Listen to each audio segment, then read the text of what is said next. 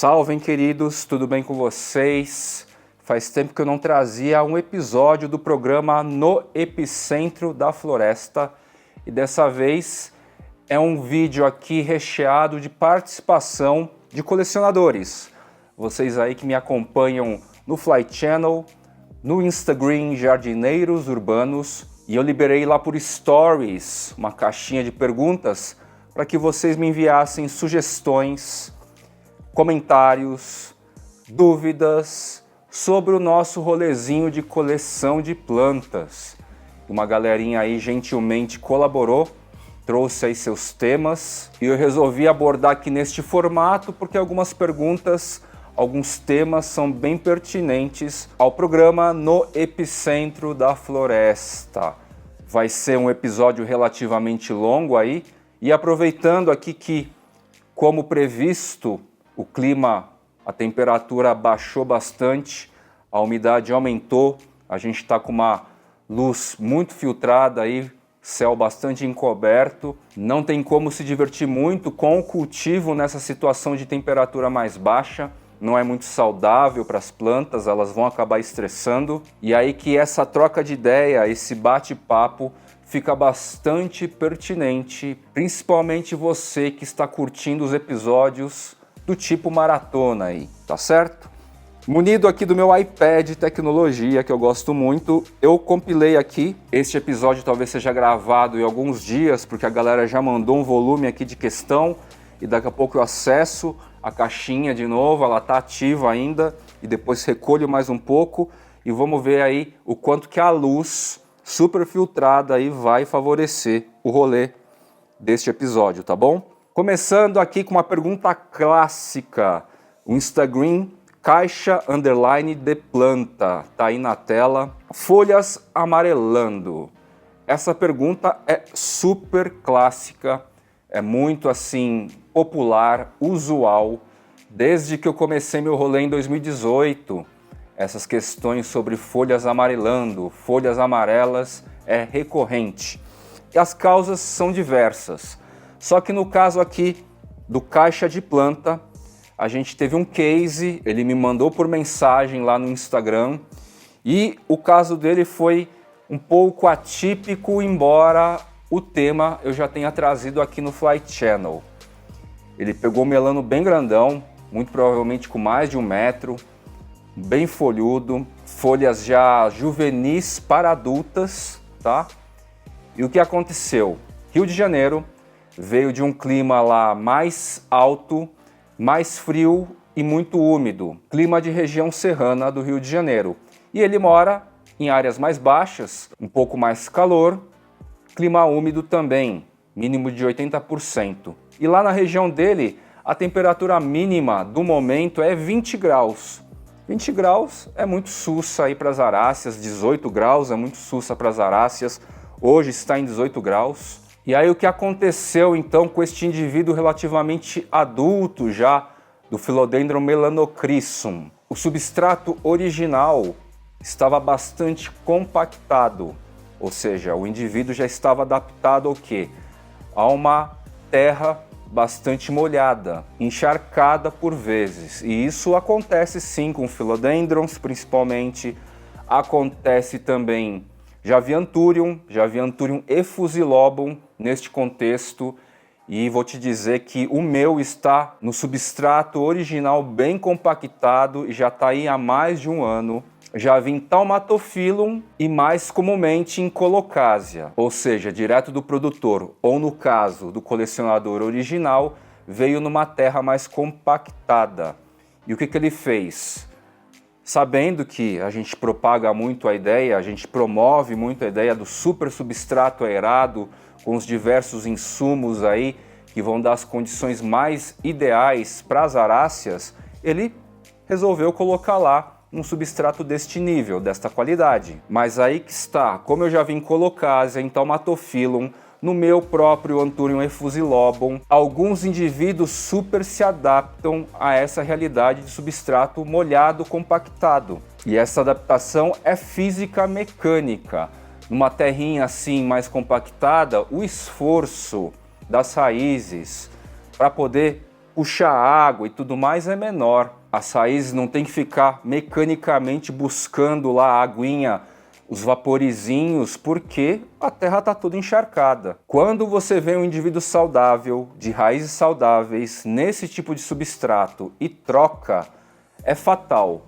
Ou você vai ver a planta murchar em dias, horas ou dias, ou você vai ver depois de um tempo o quê? Sintomas de estresse do indivíduo. É fatal em termos, tá? É batata, eu quis dizer assim. É muito comum acontecer. E aí que no caso deste indivíduo adulto, do Philodendron melanocryssum, do caixa de planta, o que aconteceu? Ele sofreu estresse. 2 semanas depois, as folhas começaram a amarelar. Ele mandou foto e tudo mais, e a gente identificou que não é bem um amarelamento de mudança de estação, do quente para o frio no caso, tá? Que é um tipo de amarelamento bem uniforme. A aparência de amarelamento ou de baixa umidade, ou de excesso de rega, ou de falta de rega. No caso aí então, a gente poderia fazer uma associação com falta de rega. A planta aí está sofrendo um estresse danado para se acostumar com o novo substrato, e fisicamente ou mecanicamente ou as raízes estão se readequando para conseguir capturar água e nutrientes deste novo substrato. Sim, isso é bastante recorrente, embora poucas pessoas tratem do tema. Mas aí que em 4 anos de jardineiros urbanos, umas 10, 15 pessoas trouxeram um caso bem semelhante e a gente identificou que foi essa troca abrupta, radical e estressante de qualidade, de tipo de substrato. Lembrando que eu já trouxe esse tipo de reflexão a vocês. O substrato bom, idealizado por nós, nem sempre não é uma regra absoluta. Vai existir exceções aí, como este caso aí. O maior temor aí do caixa de planta que ele me trouxe é que esse amarelamento fosse subindo a ponto do caule ficar totalmente careca. Isso é muito difícil de acontecer, eu nunca vi. Contudo, com o passar dos anos, painel paredão, 3 anos, é natural que as folhas da base da planta, as folhas ficam mais na parte de baixo, com o passar do tempo, principalmente na inversão climática aqui em São Paulo, no caso, elas vão se perdendo. Então, ao longo de muitos anos, algumas espécies ou variedades, você vai ter o quê? Peladinha na base e mais folhuda só em cima. Algumas espécies, não todas. Normalmente, as espécies com entrenós mais lá alongados, elas têm esse tipo de comportamento. Mas eu já vi também, por exemplo, o Philodendron bernardopase, a 15 metros, a 20 metros de altura, numa árvore muito alta. Você vê lá o caule como se fosse um conduíte assim, subindo, e o volume de folha só lá no ápice, próxima à gema apical, tá certo? É isso que acontece ao longo dos anos com boa parte dos Philodendron. Uma exceção bem óbvia aí, que tem um aspecto mais de preenchimento, né? Porque ele libera naturalmente gemas laterais, perfilha com muita facilidade, é o Philodendron SP Burle Marx. Então não é que ele não perde folhas, perde, mas ao mesmo tempo ele está perfilhando horrores, muito, em grande volume. Vida in vidro. Bom dia, Fly. Iluminação artificial no contexto geral. Vou falar de contexto geral porque este é um tema que eu já trouxe aí uns 5, 6 episódios detalhados. Vou deixar aqui na descrição os links para você observar aí esse assunto, tá? Clica aí para enxergar melhor a descrição que você vai encontrar aí os links para tudo isso de conteúdo que eu já fiz sobre iluminação artificial. Agora sim, vida em vidro, de maneira geral, iluminação artificial, ela é muito boa, ela é extremamente funcional como suplementação de uma luz natural e dependendo da situação, ela faz todo o rolê da iluminação, como é o caso das LED 4 hélices aí, Grow Lights, que eu tenho no rack da sala, tá? Aqui, de onde eu estou, na porta de vidro até o rack, a gente vai ter aí fatalmente, minimamente uns 5 metros ou mais. Então assim, a luz natural chega lá num percentual, mas muito pequenininho. sem aquela luz lá que faz 90% ou mais da função de uma luz filtrada aí nos seus 50%, com toda a gama de cores, full spectrum, as plantas de lá não iam resistir. Uma variedade ou outra, uma espécie ou outra até tolera, ela ia se reduzir ao máximo aí, ia ficar atrofiada, estiolada e atrofiada para aguentar a condição de luz. É mais ou menos como na floresta. A situação de luz numa floresta é totalmente mista, heterogênea. Se uma sementinha lá, se um galinho cai numa área pouco favorecida na questão de iluminação, o indivíduo lá vai levar mais tempo para se desenvolver, vai economizar energia, vai ficar nanico, até que um facho de luz lá perpasse por ele no incidente de um galho que quebre assim, e aí ele aproveita e dá um boost, tá? E assim que é na natureza, é super heterogêneo. Então, de maneira geral, como você pediu, seja LED bulbo, seja grow light para aquário plantado, adaptado, seja as grow lights próprias para cultivo, elas são sim muito eficientes e você pode testar aí as variedades que existem. Eu tenho aí 3 variedades, 3 com a sua eficiência, com a sua importância complementar ou total no contexto aí do cultivo, tá legal? Tá aqui um colecionador que não gostaria de ser citado, faz vídeos sobre as nepentes, cultivo, etc. Por favor, não gostaria de ser citado. Legal, eu tenho pincelado de novo sobre nepentes, na maratona você vai encontrar. No episódio sobre as seedlings, um anterior a este aqui, você também vai encontrar. E eu tenho pincelado por quê? Porque eu tive que trocar de lugar. Os indivíduos maiores cresceram em termos de pecíolo, né? Porque aquela parte da folha que parece uma folha na nepentes, ela é um pecíolo transformado. Então, por exemplo, aqui, ó, os indivíduos maiores de nepentes. Isso aqui é uma nepentes miranda. Já está num tamanho assim um pouco complicado para deixar num terrário aquário, numa caixa de umidade, tá? As nepentes são muito espaçosas lateralmente. E aí o que acontece?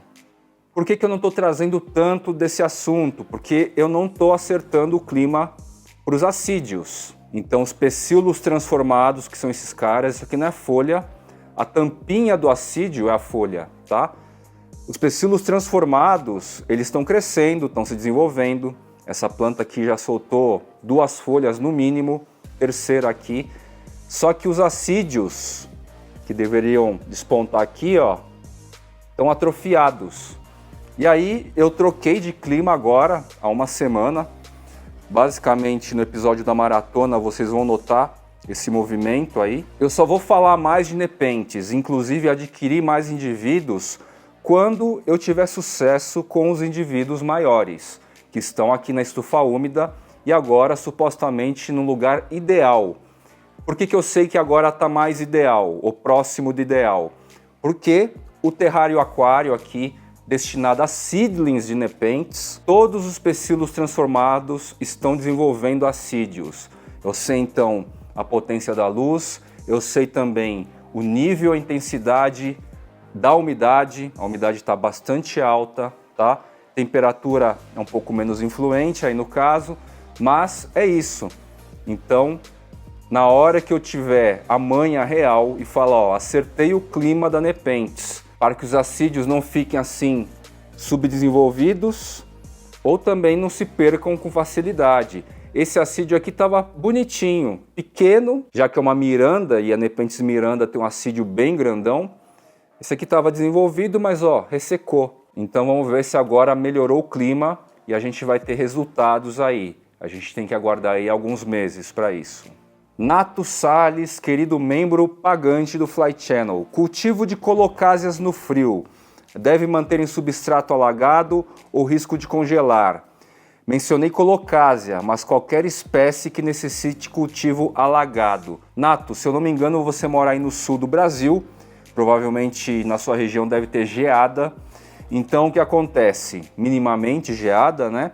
Então o que acontece? É bom fazer algum tipo de abrigo, sim. A água congelada é morte certa para as nossas plantas. Porque se a seiva congelar, Se a parte interna da planta congelar, já era. As células vão morrer e aí você perdeu a planta, tá certo? É a mesma analogia de qualquer objeto orgânico que congela, aí você pega um martelinho e quebra. É isso que acontece basicamente, as células vão pro beleléu, tá bom? Então é bom aí criar algum sistema, alguma cobertura, alguma proteção para que essa água não congele. Abração, querido Nato. Priscila Siquelero, ela mandou assim: inflorescência de Pink Princess, dá para tirar semente e germinar? Poderia explicar, por favor?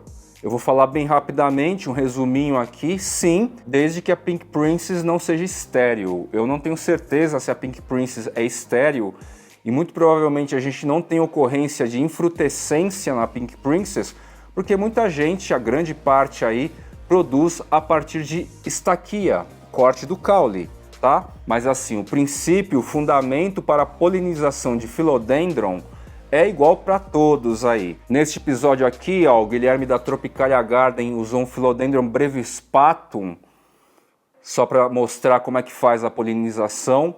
Dá uma olhadinha lá, tem uma técnica de pegar o pólen e fazer uma leve diluição na água. Lembrando que a parte feminina e masculina no Philodendron ocorre praticamente ao mesmo tempo em áreas diferentes da espádice. A parte de cima é a masculina e a bolotinha, a protuberância que fica logo abaixo assim, é a feminina, tá? É mais ou menos por aí. A lógica, a ideia, o conceito é o mesmo para todas as variedades e espécies de Philodendron. E neste resuminho sobre polinização de Philodendron, é importante lembrar também que o tempo de abertura da inflorescência é muito rápido e normalmente é mais bem sucedida durante as noites, final da tarde, noite, onde as partes férteis masculinas e femininas vão se ativar. E tem que ser naquelas horas lá, porque normalmente no dia seguinte a espata já cercou, já fechou em cima da espádice, tá legal? São aí alguns detalhes genéricos neste resumo com foco no Philodendron Pink Princess, mas que em geral vai servir, vai caber para todos os Philodendron. Nepenthes _ Brasil, como estão as carnívoras por aí, Fly? Bom, eu mostrei a Nepenthes adulta. Neste episódio anterior eu mostrei sobre as seedlings que estão no aquário aqui da cozinha, então as Nepenthes estão indo. As mais adultas eu estou aí no desafio de fazer os assídios finalmente se desenvolverem bem. Daí aqui, ó, droseras não caíram muito, elas estão até que se desenvolvendo bem. Acho a drosera muito bonita. Inclusive eu notei que a parte de mucilagem aqui tá até mais forte agora do que no verão. Sarracênias caíram aí uns 30%, 30%, 40%. Estão mais feiosas e tal. Embora esta variedade esteja liberando, ó, flores, ó. Essa flor é bem recente da Sarracênia, desta variedade. E quem mais sentiu, e eu tive perdas infelizmente, nem contei todas as perdas até agora, foram as Dioneias. Essa werewolf está sobrevivendo, está resistente, mas alguns carinhas aqui desapareceram do pote, sabendo que, já fui avisado, que também pode entrar em dormência. Então eu estou mantendo o pote lá e vamos aguardar, né? Vamos aguardar o clima ficar um pouco mais interessante para ver aí se de repente não rebrota. Não vou jogar fora os vasinhos, mais ou menos com o que eu já aprendi, com o que nós já aprendemos sobre os caladiums aqui no Sudeste, aqui mais especificamente em São Paulo. Numa média estão todas vivas aí, com um sentimento maior de perda, por enquanto, das Dioneias, tá? Aí do grupo das carnívoras ainda, eu sempre esqueço delas. As pinguícolas estão lindas, estão crescendo bem. A dica fundamental do Marcos Ono, esperar secar o substrato para essas variedades aqui de meia sombra, é certeira, sim, foi certeira. Tango! Foi certeira então para acertar o cultivo e o crescimento, ó. Estão crescendo super bem. Essa gigântea, inclusive, eu preciso colocar num pote maior, tá? Mas o meu medo qual que é? O excesso de propagação. Se aumentar o espaço aqui, talvez também propague demais.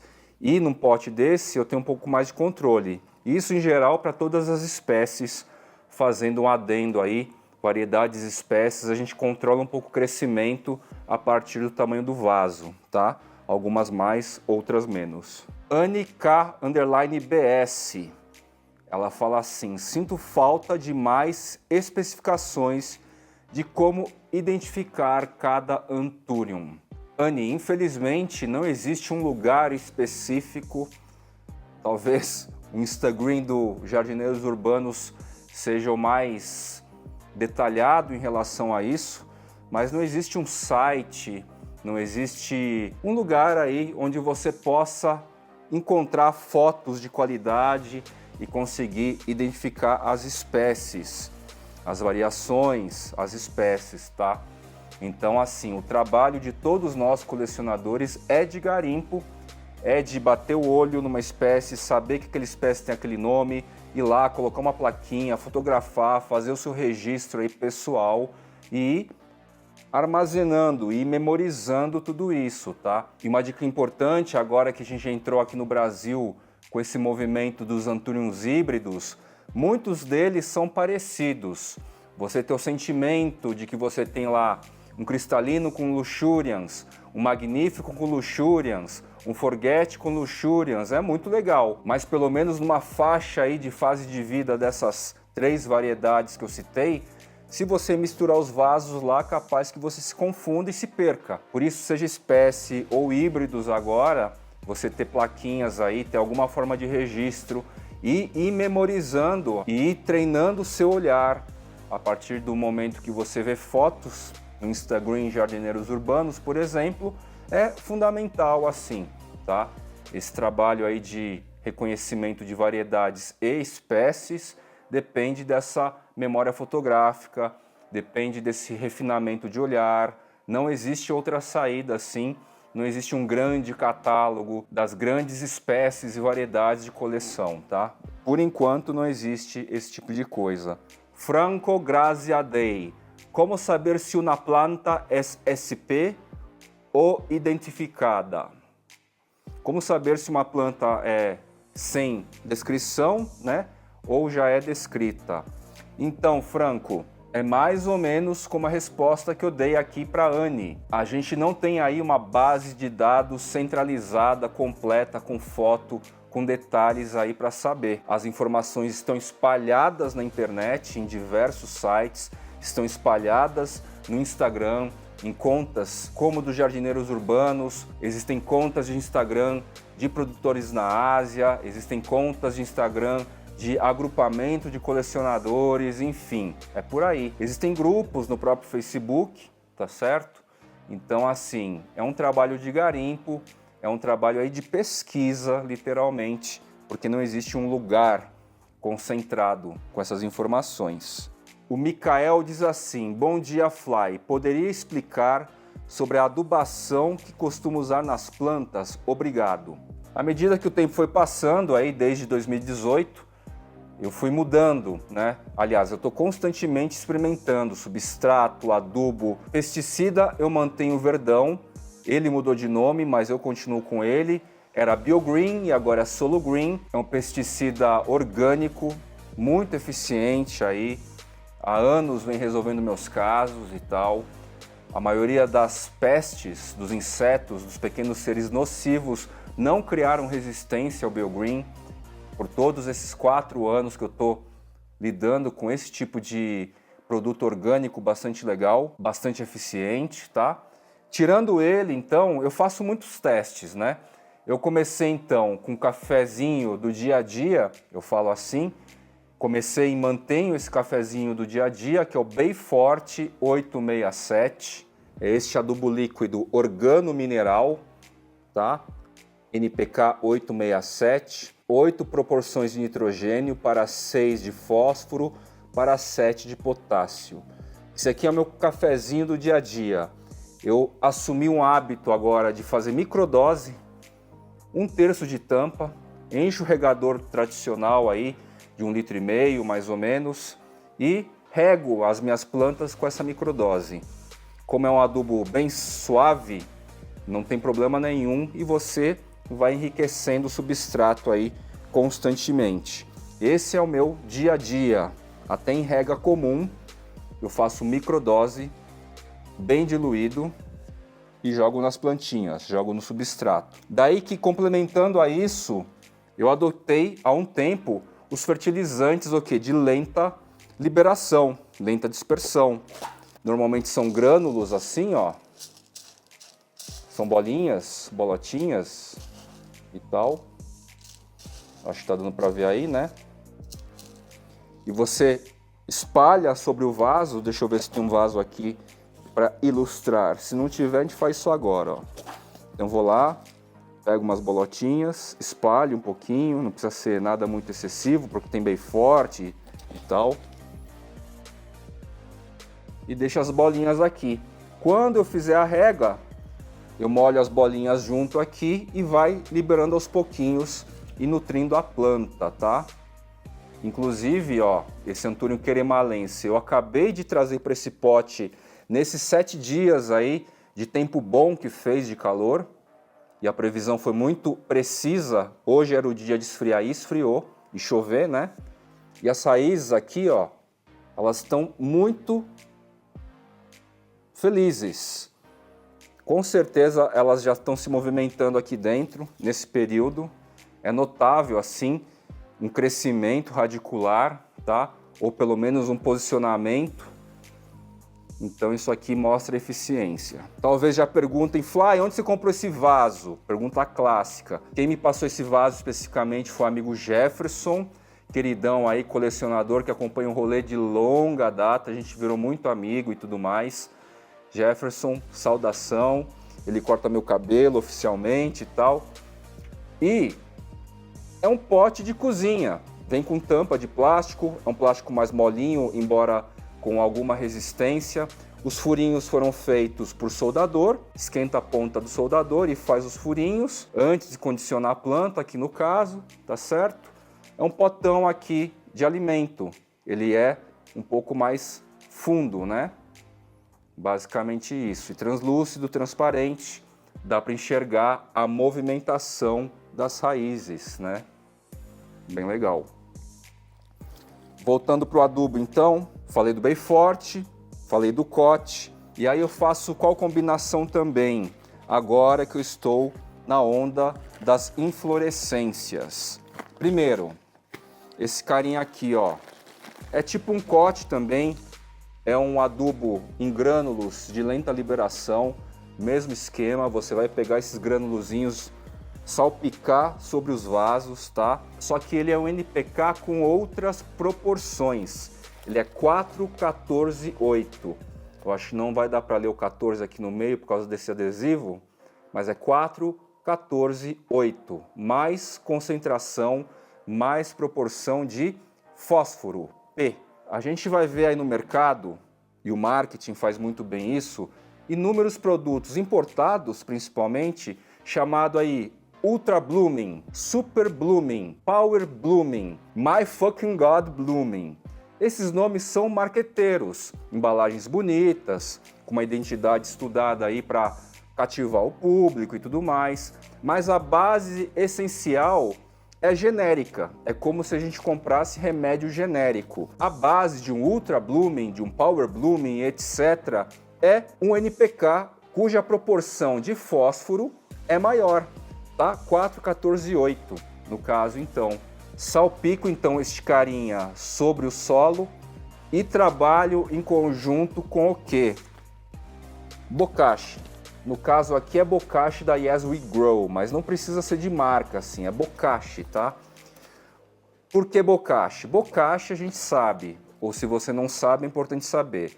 O NPK é macronutriente e o Bokashi, ele vai gerar condições lá para que as bactérias elas produzam os micronutrientes. elas quebrem lá partículas mais complexas nos micronutrientes necessários, que é silício, cálcio, enfim, são uma série aí de micronutrientes. Fósforo do NPK combinado com os micronutrientes vai gerar efeito efetivo.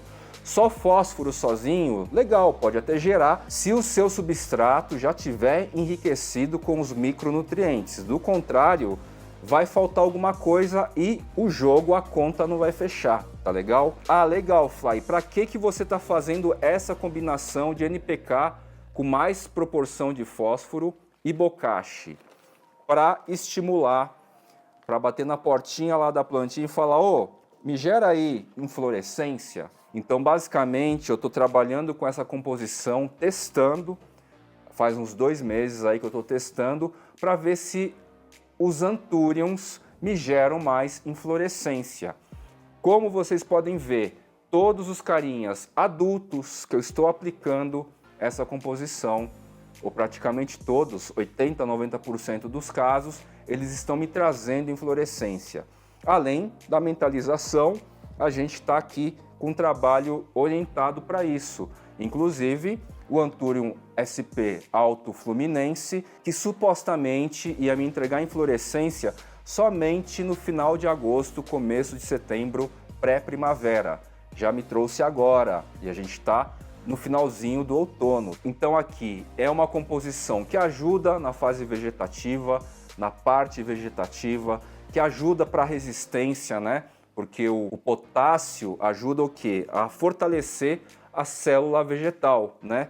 Então as plantas vão ficar mais firmes, os caules e tudo mais. Ajuda, só que vai dar um boostzinho aí nessas questões de enraizamento e flor.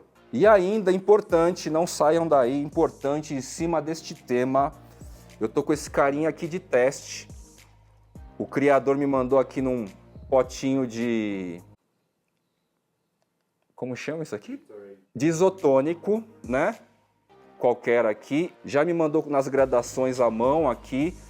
Foram 5 doses mais um borrifador cheio. Tô testando esse cara aqui que é organo mineral também.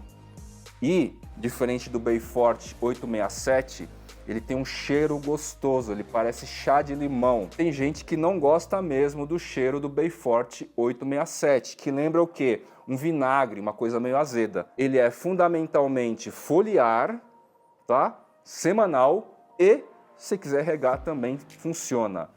E outros atributos, ele é macronutriente e micronutriente também, com uma certa ênfase também em fósforo, mas vai trazer aí também todos os complexos para vegetação e fortalecimento das folhagens.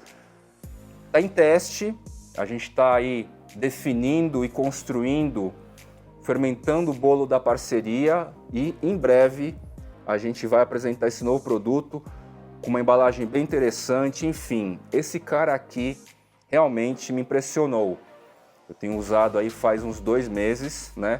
É um tempo mínimo, razoável, para fazer um review, para trazer assim para vocês. E olha, em breve aqui. E o nome também vai ser bem interessante. O Gabriel chegou para almoçar aqui, eu aproveitei então e já borrifei. Tá vendo, ó? Com esse último adubo que eu mostrei para vocês, com esse último fertilizante. Um ponto que é muito importante no rolê da coleção, gente, é o seguinte: adubar periodicamente, fertilizar, seja com essas recomendações, seja com as outras recomendações que vocês têm aí, é importantíssimo. Para quê? Para a saúde da planta, para o crescimento, para o desenvolvimento. Nesses períodos de mais frio, vai chegar o inverno ainda. Se o inverno atingir o padrão aí, aqui no Sudeste, mais especificamente aqui em São Paulo, você manter as plantas adubadas antes, na periodicidade de calor, e agora, na periodicidade mais fria, que é mais espaçada, é fundamental para o quê? Para aumentar a resistência e fazer que elas se deem melhor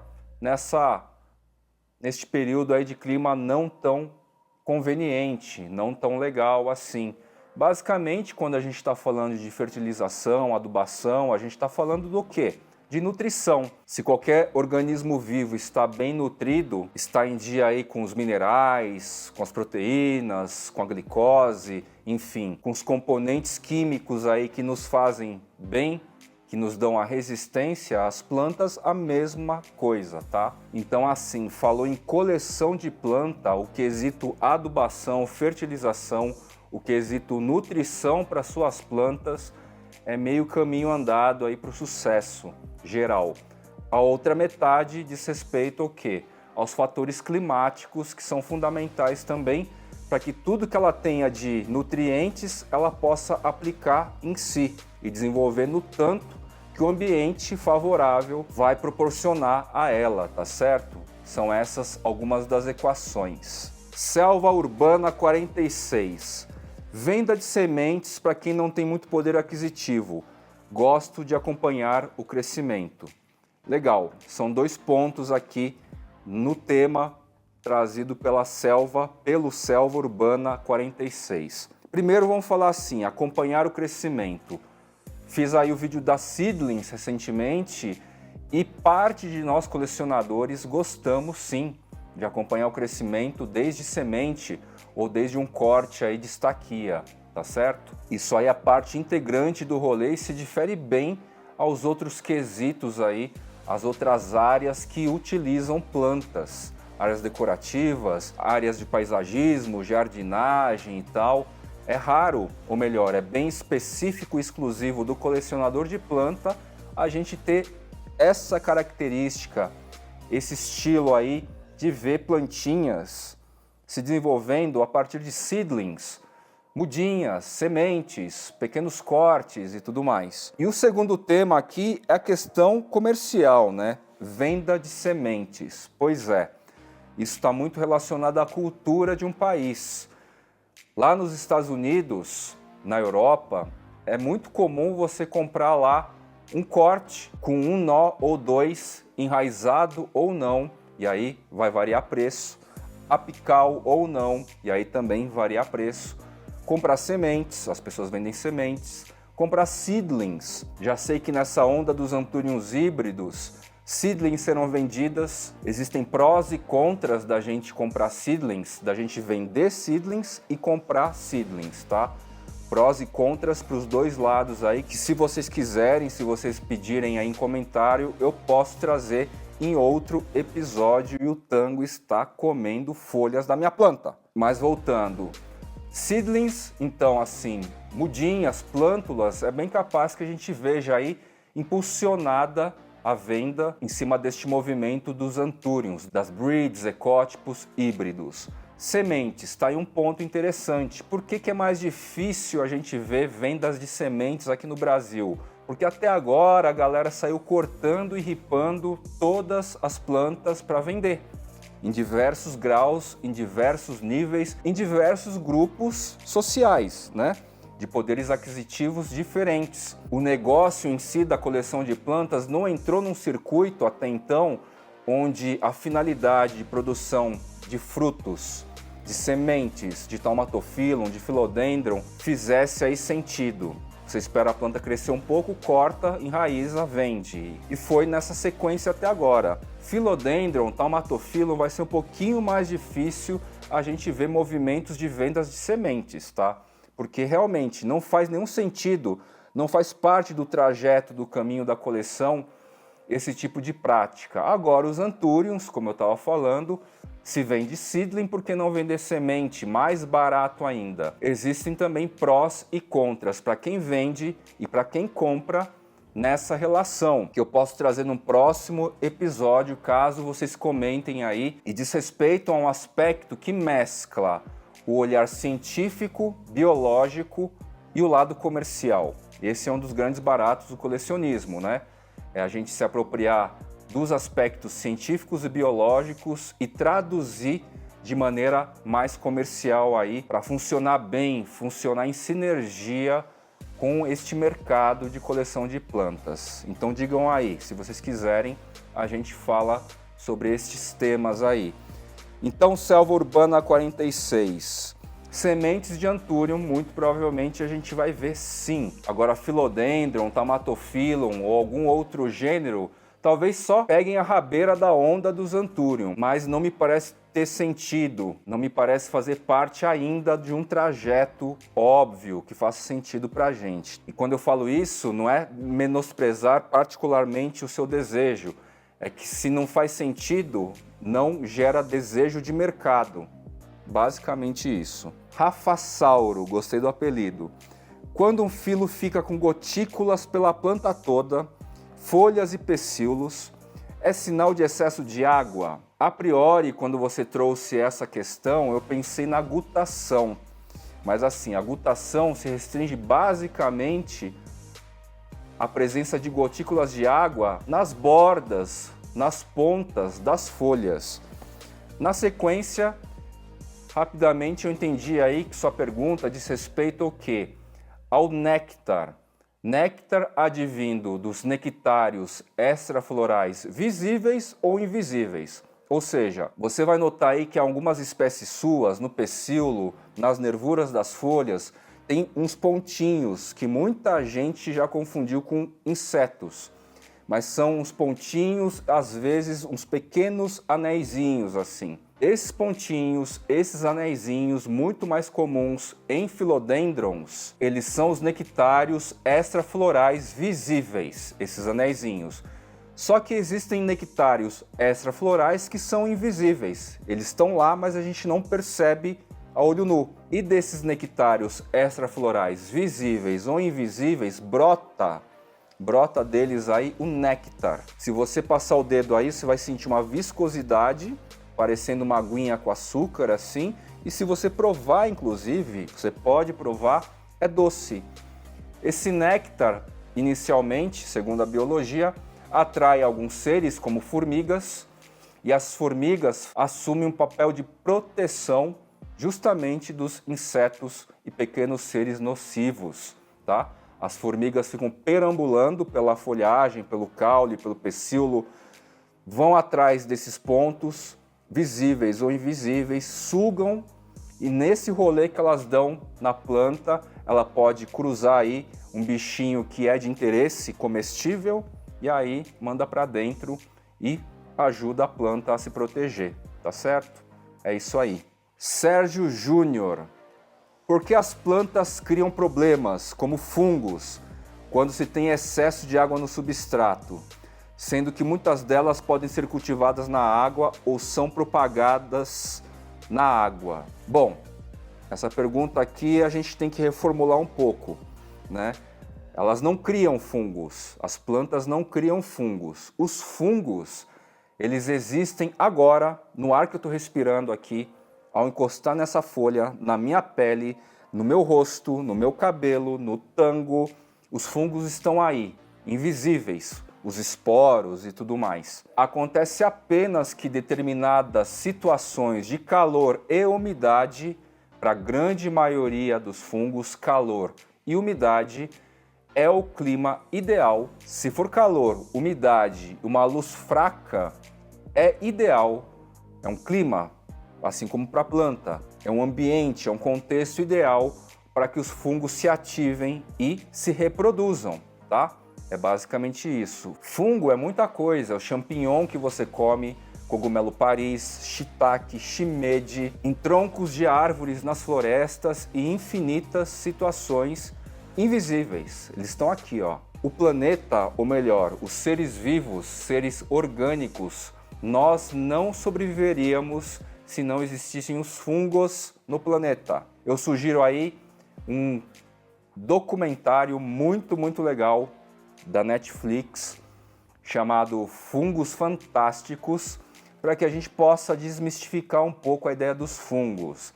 Fica aí um monte de jardineiro demonizando os fungos, assim como demoniza tubarão, aranha, cobra. Vamos desconstruir um pouco esse sentimento, esse sentido dos fungos. E este documentário aqui é excelente para a gente entender de maneira científica, clara, real, racional, a importância dos fungos. Ou seja, eles são infinitamente mais importantes para todos os seres vivos do que prejudiciais. Então, o pouquinho que dá de fungo aqui, que a gente fica lá arrancando os cabelos e falando, na minha visão como fly, como jardineiros urbanos, como o cara que está passando informação aí para vocês, é pelinho, é coceguinha aí para a gente tirar de importância tão grande assim, fazer corte, fazer um tratamento, cortar a parte fungada e tudo mais e abstrair dessa ideia, tá? Eu tenho plantas aqui há 4 anos, é um tempo razoável para que se de repente um fungo atacasse severamente as minhas plantas, eu pudesse mudar um pouco esse discurso. Fungo se torna mais prejudicial e problemático, e aí sim a gente vai falar de infestação, se a predominância ou a totalidade das plantas fossem aí de um mesmo gênero, ou pior ainda, de uma mesma espécie, tá certo? Mas aqui a gente tem Philodendron, Monstera, Begônia, Anthurium, diversas espécies de suculentas, variedades híbridas, plantas do grupo das samambaias, plantas do grupo das carnívoras. Essa diversidade ajuda a driblar muito bem aí a proliferação, a manifestação excessiva desses fungos, tá certo? E outro momento propício, pelo menos aqui em São Paulo, com as temperaturas mais baixas, a grande parte dos fungos que são supostamente um pouco mais prejudiciais às nossas plantas, eles basicamente desativam, eles param de proliferar, assim como as lesmas e os caracóis entram aí numa hibernação. Elas não desaparecem, elas estão lá, só que elas ficam contidas sem proliferar. Então, Sérgio Júnior, para ficar mais claro assim, primeira coisa, fungo não é problema. Se você trouxer fungo como um problema para o fly, eu vou entrar no discurso aqui da gente desdemonizar os fungos. A gente precisa aprender a conviver com fungos e ficar atento lá para a manifestação excessiva, para proliferação. Agora, dizimar fungos nas plantas, dizimar insetos nocivos, seres nocivos, é uma luta inglória, tá? Você nunca vai vencer. E sim, o ideal é você criar um contexto microclimático de modo que os fungos existam, de modo que os seres nocivos existam, mas que eles não tenham condições o quê? De avançar, de acabar com tudo, de encontrar lá um clima, alimento, uma situação perfeita para que na cadeia eles estejam no topo da pirâmide e façam o estrago total, tá? Isso aí é o equilíbrio necessário que a gente tem na floresta, por exemplo, e que a gente consegue mimetizar também mimetizar aqui indoor, outdoor, principalmente outdoor. Indoor um pouquinho mais difícil, porque sempre a gente vai ter um número mais contido de plantas, salvo algumas exceções. Minha vida com plantas perguntou assim: qual o melhor adubo? Não tem um melhor adubo. A gente pode brincar aí com modalidades, com formas diferentes de se adubar e com finalidades diferentes também, como eu já respondi agora há pouco, tá certo? Então a resposta já está dada. Minha vida com plantas. Valeu. Costa Jaque Lamego, acho que é isso. Pretende criar um canal para venda de mudas de plantas? Na verdade, eu não pretendo criar. O que está acontecendo agora desde março de 2023 é um trabalho muito mais envolvido. Para quem não sabe, eu sou empreendedor desde os 23 anos em outras áreas e tudo mais. E eu estou levando todo o meu conhecimento de empreendedorismo, criação, criatividade e marketing para a Carol, para a Maria Jungle. E quem encabeça a Maria Jungle, a Maju, é a Carol, tá certo? Então, assim, uma minoria aí de algumas variedades que eu cultivo aqui, que eu tenho, que às vezes eu tenho alguma exclusividade, eu estou passando para a Carol e a gente, honestamente, aí de uma maneira justa, faz as divisões. Não tenho interesse de venda direta. Podia, né? Podia ganhar sozinho no rolê. Já tenho um canal, já tenho alguma reputação, já tenho alguma credibilidade, já tenho alguns haters também. Tudo isso faz parte do que é ser um influenciador. Já tenho uma marca, já sou uma empresa acima de tudo. Eu poderia abrir um braço aí de venda de plantas, né? E ganhar sozinho no rolê, mas eu prefiro dividir nesse sentido, associando o quê? Habilidades, associando um trabalho que a Carol da Maju já construiu, junto com o meu trabalho já construído. Então uma coisa ou outra de produto planta você vai ver lá na vitrine da Maju. E fora isso, o mais importante é que todo o conhecimento que eu tenho desde os 23 anos, eu tenho direcionado, quando pertinente, para Maju, a loja aí online da Carol, tá certo? Então foi assim, meus queridos plantoides, um episódio no epicentro da floresta colaborativo, muito legal. E olha que esses temas vieram em apenas 4 horas de publicação de stories. Eu devo pegar os demais temas que vêm nas próximas 20 horas aí de story, da caixinha, né, de questão, de pergunta, e devo fazer uma segunda parte aqui deste no epicentro da floresta, porque só desses pontos aí, 12, 13 questões, já deu um episódio completo, tá legal? Muito obrigado sempre por essa participação ativa. Eu chamo vocês, vocês já vêm, isso é muito legal, isso é muito gratificante. Até a próxima, até já, valeu!